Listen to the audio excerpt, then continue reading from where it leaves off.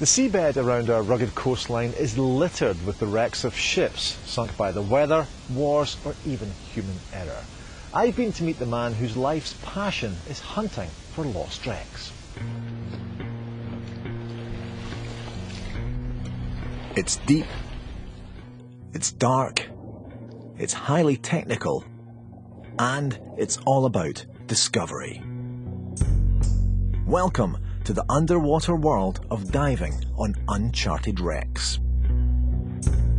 This is, for us, the highlight of diving, to discover a shipwreck that's never been seen, never been dived before. For years, Rod MacDonald was a solicitor, but now wreck diving and writing about it is his full-time profession. With a dedicated team of fellow enthusiasts, he loves to dive on uncharted wrecks. Rod's done a lot of the homework in finding these wrecks and quite often diving them for the first time. The wrecks that we're diving off of Stonehaven, they've either rarely been dived or only been dived once or twice. It's quite scary for a start because you've got nothing above, you've got nothing below, and once you're past maybe 50 metres, generally it's pitch black.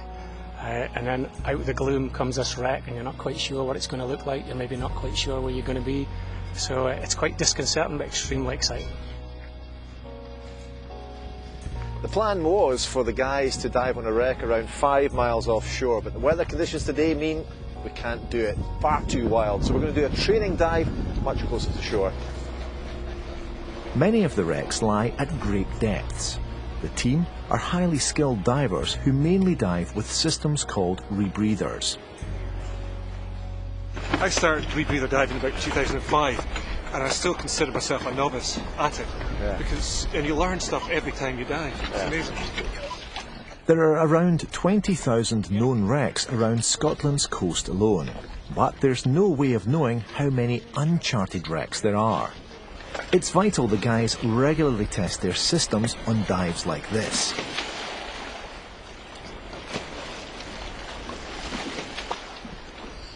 While the guys descend, I catch up with Cox Paul Haynes. Now you've got the short straw, you're stuck in the boat with me, but you dive as well. What is the attraction of diving like this, would you say? It's the discovery of something new. To resolve a mystery, historical mystery, like the discovery of a new wreck. To touch down on a piece of history that something that hasn't seen for maybe 60, 70, 80 years. And perhaps eventually to involve the families who still don't know where perhaps their grandfather, great-grandfather actually perished. Today's descent is just a training dive to test the kit, but Rod has discovered ships that have been lost for decades. Earlier, back at base, Rod had shown me footage the team had taken during a dive to survey what was thought to be a sunken U-boat. This is the first ever time this wreck had been dived, so a voyage of discovery, going down into the darkness, down and down for 200 feet, and then landing on the seabed, looking up and seeing the overhanging hull of a steamship and thinking, wait a minute, this isn't a U-boat. But nevertheless, there's not meant to be a steamship of this size around here that we don't know about. So suddenly the game's changed. We're thinking, well, what is this? Let's go and find out. So a fairly euphoric moment, I would imagine. Oh, yeah, absolutely. This is our first clue coming up here to what it is.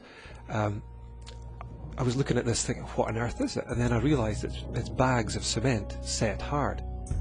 The whole hold is just chock-out with bags of cement. After painstaking research based on the ship's size, position and cargo, Rod found out the ship was the SS Greenon. The vessel had gone missing, steaming towards Invergordon from London. The last time she was seen was passing Montrose in 1941.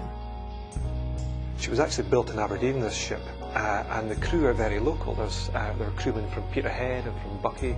There's a crew of 12 and 2 defensive gunners, and they all died. When you find a virgin wreck like this, it must be absolutely brilliant as a diver, but are you constantly aware of the human story behind the wreck?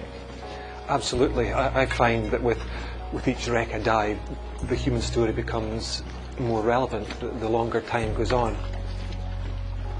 The team hunts for far more than just hunks of rusting metal.